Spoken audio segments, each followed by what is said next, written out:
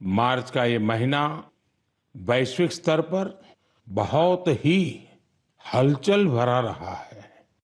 हम सबको याद है कि पूरा विश्व भूतकाल में कोविड के कारण एक लंबे समय तक अनेक समस्याओं से गुजरा था।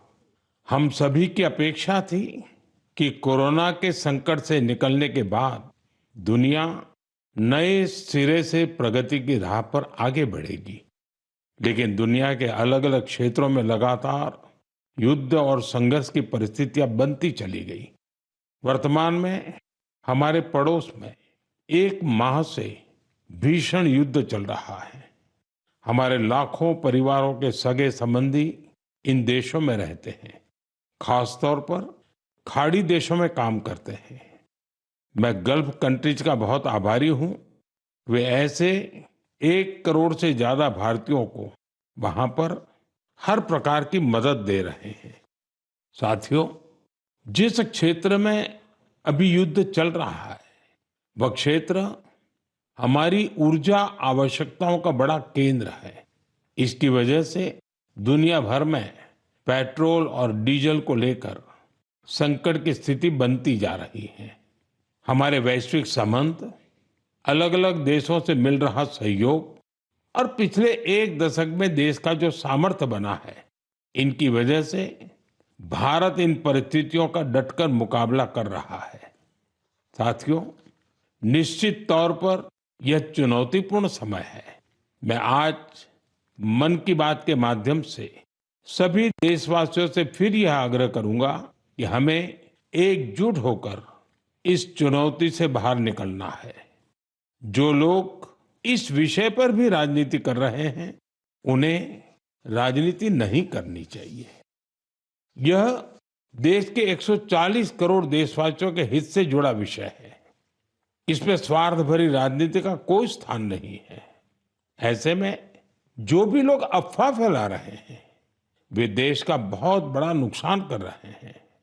मैं सभी देशवासियों से अपील भी करूंगा कि वो जागरूक रहे, अफवाहों के बहकावे में न आए। सरकार की तरफ से जो आपको निरंतर जानकारी दी जा रही है, उस पर भरोसा करें और उसी पर विश्वास करके कोई कदम उठाएं। मुझे हर बार की तरह इस बार भी विश्वास है कि जैसे हमने देश के 140 करोड़ देशवासियों के सामर्थ्य से पुराने संकटों को हराया था, इस बार भी हम सब मिल करके इस कठिन हालत से बहुत ही अच्छी तरह बाहर निकल जाएंगे। मेरे प्यारे देशवासियों, भारत की ताकत यहाँ के कोटि कोटि लोगों में निहित है। आज मन की बात में एक ऐसे प्रयास के बारे में बताना चाहता हूं जो देशवासियों की जन भागीदारी की भावना को दर्शाता है। ये प्रयास है ज्ञान भारतम सर्वे, जिसका संबंध हमारी महान संस्कृति और समृद्ध विरासत से है। इसका उद्देश्य देश भर में मौजूद मैन्युस्क्रिप्ट्स यानी पांडुलिपियों के बारे में जानकारी जमा करना है। इस सर्वे से जुड़ने का एक माध्यम ज्ञान भारतम ऐप है। आपके पास अगर कोई मैन्युस्क्रिप्ट है, पांडुलिपि है या उसके बारे में जानकारी है, तो उसकी फोटो ज्ञान भारतम ऐप पर जरूर साझा करें। हर एंट्री से जुड़ी जानकारी को दर्ज करने से पहले उसकी पुष्टि भी की जा रही है। मुझे इस बात की खुशी है कि अब तक हजारों मैन्युस्क्रिप्ट्स, पांडुलिपि लोगों ने शेयर की है। उदाहरण के तौर पर अरुणाचल प्रदेश के नामसाई के चा नंती सिंह लोआंग जी ने ताई लिपि में पांडुलिपियां साझा की है। अमृतसर के भाई अमित सिंह राणा ने गुरुमुखी लिपि में पांडुलिपि शेयर की है। यह हमारी महान सिख परंपरा और पंजाबी भाषा से जुड़ी लिपि है। कुछ संस्थाओं ने पाम लीफ यानी ताड़ के पत्तों पर लिखी मैन्युस्क्रिप्ट दी है। राजस्थान के अभय जैन ग्रंथालय ने कॉपर प्लेट्स पर लिखी बहुत पुरानी पांडुलिपियां शेयर की हैं। वहीं लद्दाख की हेमिस मॉनेस्ट्री ने तिब्बती में बहुमूल्य पांडुलिपियों के बारे में जानकारी दी है। यहाँ पर मैंने कुछ ही उदाहरण दिए हैं। यह सर्वे जून के मध्य तक जारी रहने वाला है। आप सभी से मेरा आग्रह है कि अपनी संस्कृति से जुड़े पहलुओं को सामने लाएं और शेयर करें। मेरे प्यारे देशवासियों, भारत दुनिया का सबसे युवा देश है। देश के युवा की ताकत जब राष्ट्र निर्माण में जुड़ती है तो बहुत बड़ी मदद मिलती है। राष्ट्र निर्माण के इस दायित्व को निभाने में बड़ी भूमिका निभा रहा है मेरा युवा भारत यानी माय भारत संगठन। ये संगठन देश के युवाओं को अलग अलग पॉजिटिव गतिविधियों से जोड़ रहा है। हाल ही में माय भारत द्वारा बजट क्वेस्ट का आयोजन किया गया। इसका मकसद था देश भर के युवाओं को बजट प्रक्रिया और नीति निर्माण से जोड़ना। इससे जुड़ी क्विज में देश भर से करीब 12 लाख युवाओं ने हिस्सा लिया। क्विज के बाद करीब 1,60,000 प्रतिभागियों को निबंध प्रतियोगिता के लिए चुना गया। मुझे इनमें से कुछ निबंध पढ़ने का अवसर भी मिला। इनसे पता चलता है कि मेरे युवा साथी देश के विकास में अपना योगदान देने के लिए कितना तत्पर है। तेलंगाना के सूर्यापेट से कोटला रघुवीर रेड्डी, उत्तर प्रदेश के बाराबंकी से सौरभ बैसवार और बिहार के गोपालगंज से सुमित कुमार ने किसान कल्याण से जुड़े टॉपिक पर लिखा है। पंजाब के मोहाली से आंचल और ओडिशा के केंद्रपाड़ा से ओम प्रकाश रथ ने वुमेन लेड डेवलपमेंट को आगे बढ़ाने के तरीकों पर अपने विचार प्रकट किए हैं।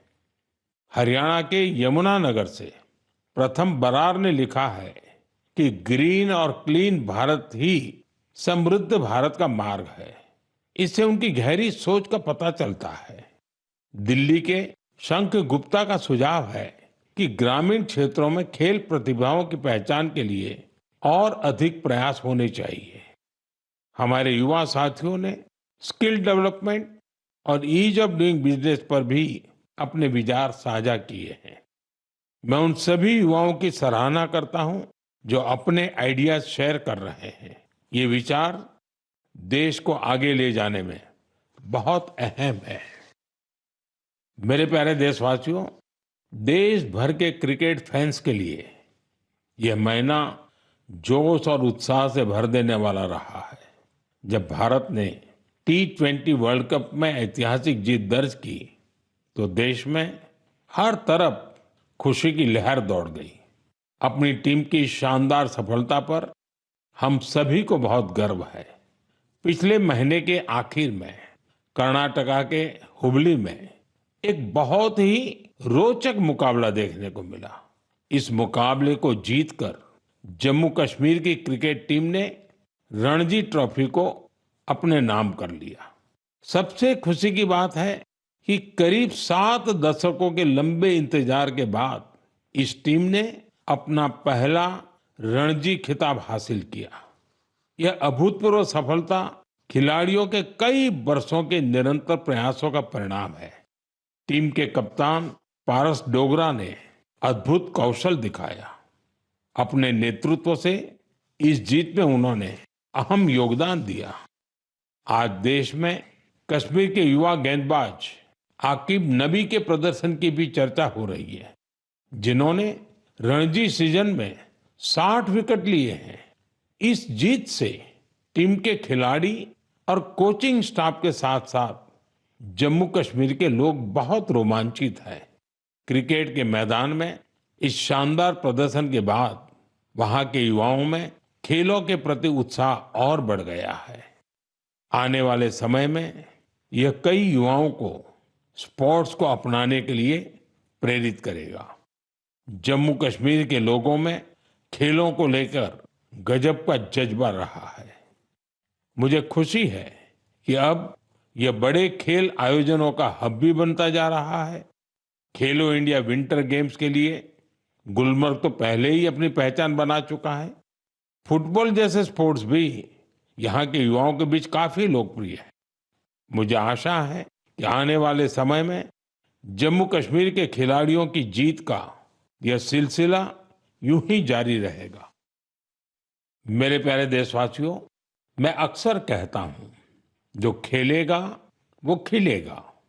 मुझे ये देखकर अच्छा लगा कि हमारे देश के युवा अब उन खेलों को भी खूब अपना रहे हैं जो पहले उतने लोकप्रिय नहीं थे।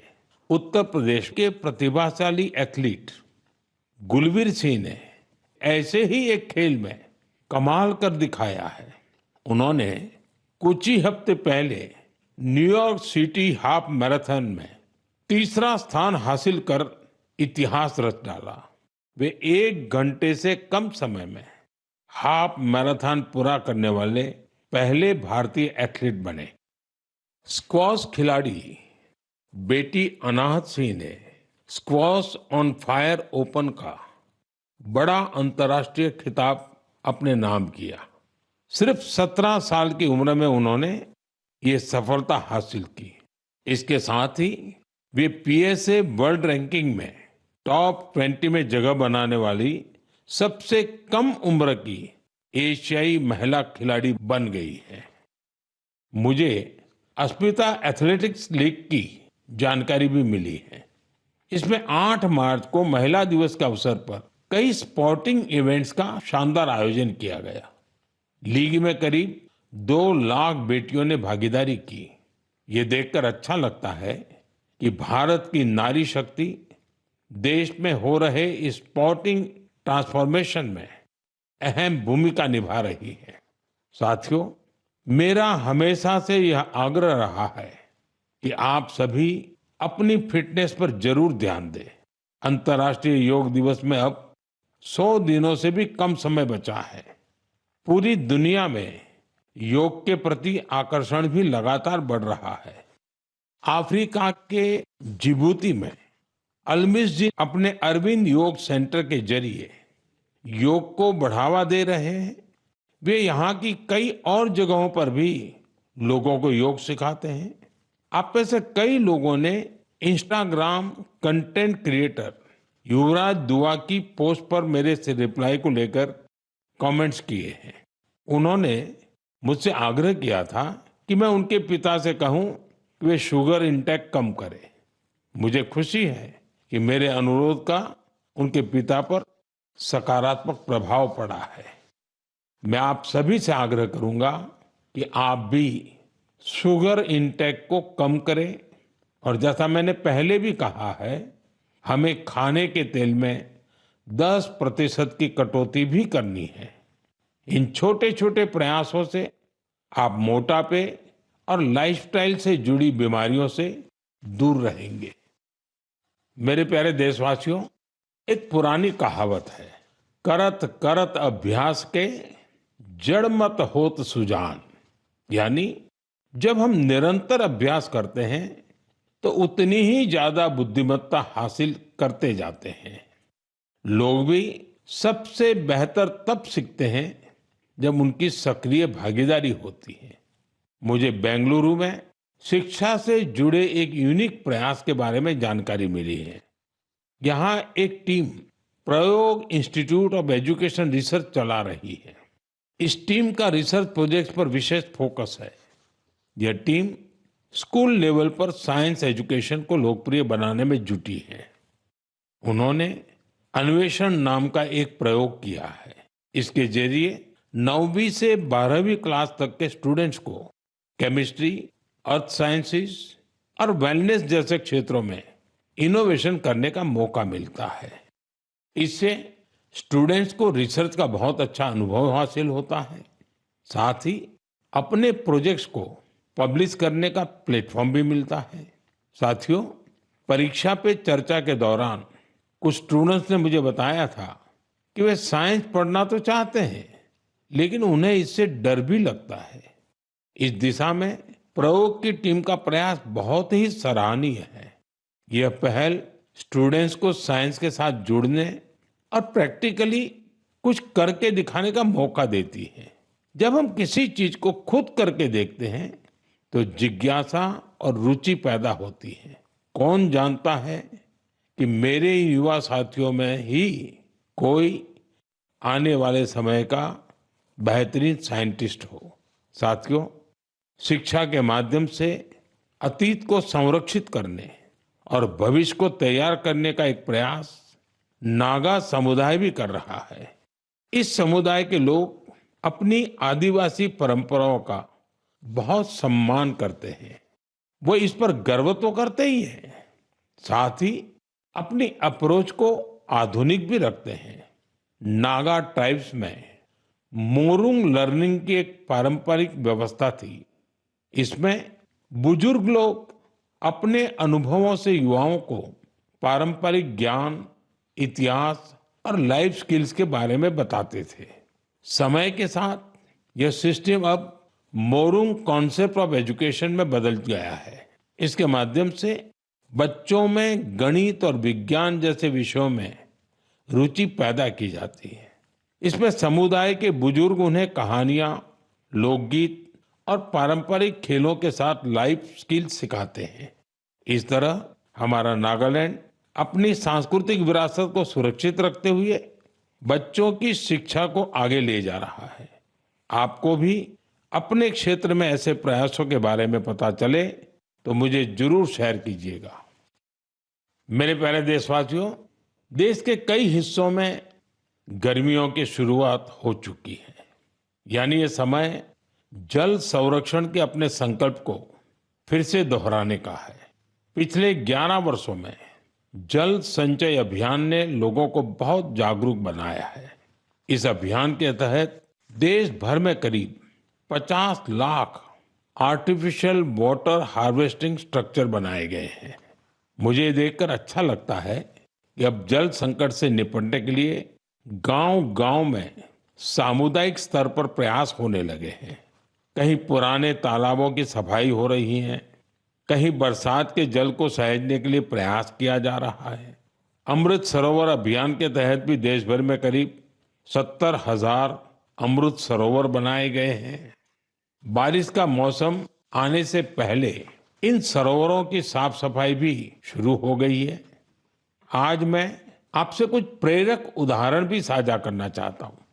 ये उदाहरण बताते हैं कि जन भागीदारी से जल संरक्षण का काम कितना व्यापक हो जाता है।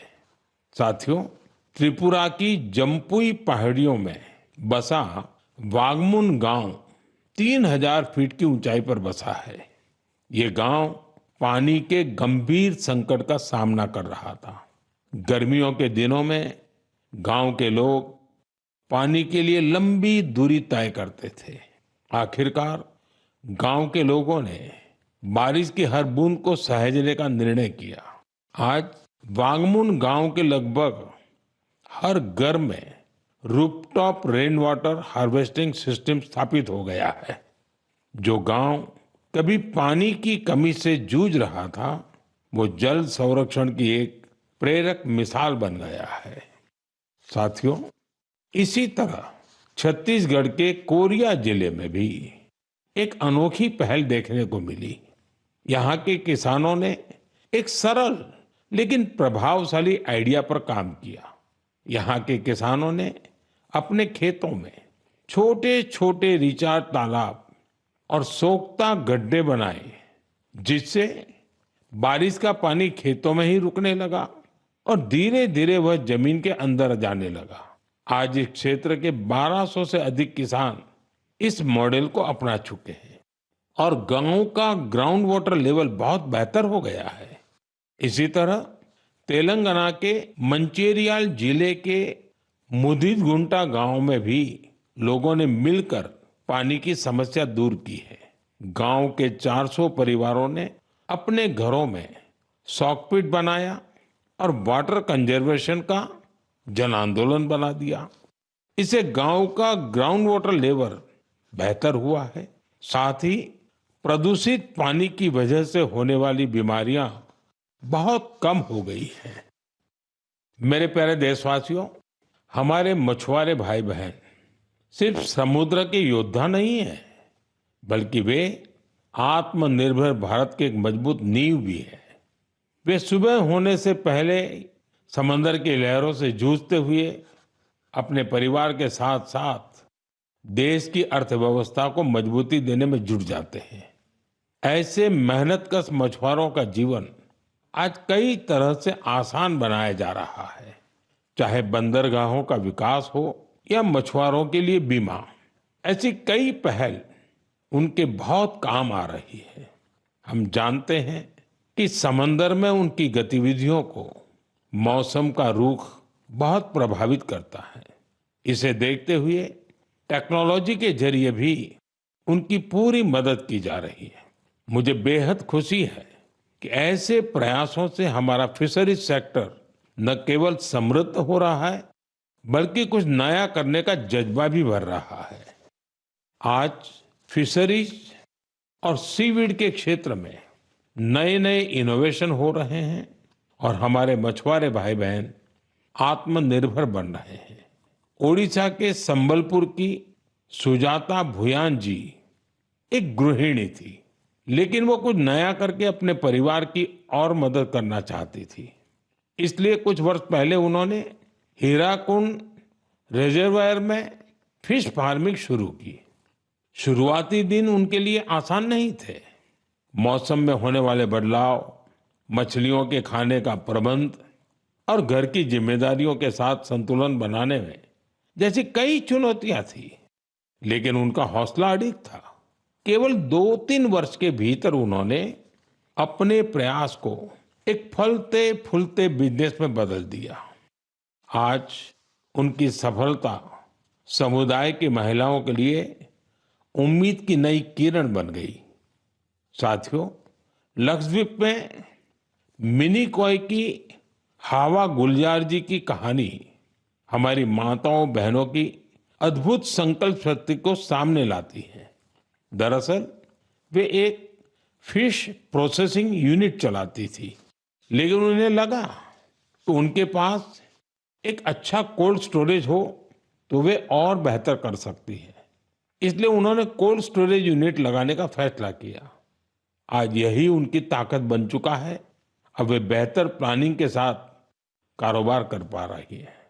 साथियों, देश में आज हर तरफ ऐसे प्रयास हो रहे हैं जो प्रेरित करने वाले हैं। बेलगावी के शिवलिंग सतप्पा हुद्दार ने पारंपरिक खेती से अलग रास्ता चुना। इसके लिए उन्होंने एक पॉन्ड फार्म बनाया। इस कारोबार के लिए उन्हें ट्रेनिंग भी मिली। अब अपने पॉन्ड से मछलियों की बिक्री कर वे अच्छी कमाई कर रहे हैं। वहीं सीवीड की मांग को देखते हुए कई लोगों ने सीवीड कल्टीवेशन को भी अपनाया है। इसका उन्हें बड़ा लाभ भी हो रहा है। मैं एक बार फिर फिशरीज सेक्टर से जुड़े सभी लोगों की सराहना करता हूं। हमारी इकोनॉमी को सशक्त बनाने के लिए उनका प्रयास बेहद प्रशंसनीय है। मेरे प्यारे देशवासियों, जब समाज खुद आगे आता है तो छोटे छोटे प्रयास भी बड़े बदलाव की नींव बन जाते हैं। हमारे देश के अलग अलग हिस्सों में ऐसे कई उदाहरण सामने आ रहे हैं जो हमें यही सिखाते हैं। हाल ही में उत्तर प्रदेश के वाराणसी में एक प्रेरक प्रयास देखने को मिला। वहां एक ही घंटे में 2,51,000 से अधिक पौधे लगाए गए और एक नया गिनीज वर्ल्ड रिकॉर्ड बना। इस प्रयास की सबसे खास बात ये रही कि इसमें हजारों लोग एक साथ जुड़े। छात्र, जवान, स्वयंसेवी संगठन, अलग अलग संस्थाएं, सबने मिलकर इस काम को संभव बनाया। जन भागीदारी का यही स्वरूप एक पेड़ मां के नाम अभियान के दौरान भी दिखता है। इस अभियान के तहत देश भर में करोड़ों पेड़ लगाए गए हैं।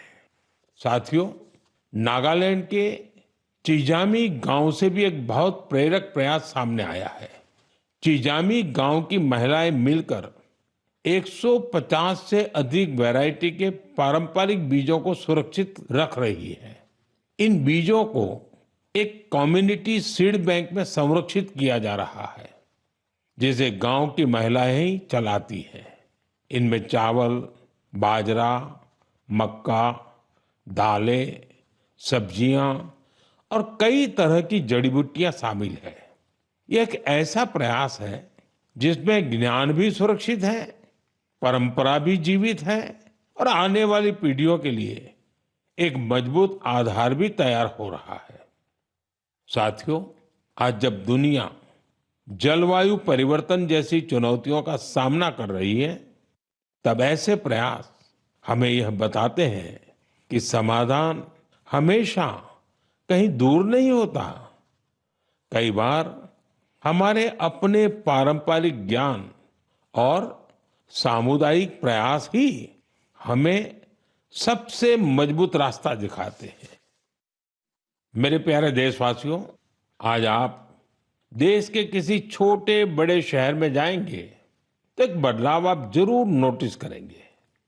आपको बड़ी संख्या में घरों की छत पर सोलर पैनल लगे हुए दिखाई देंगे।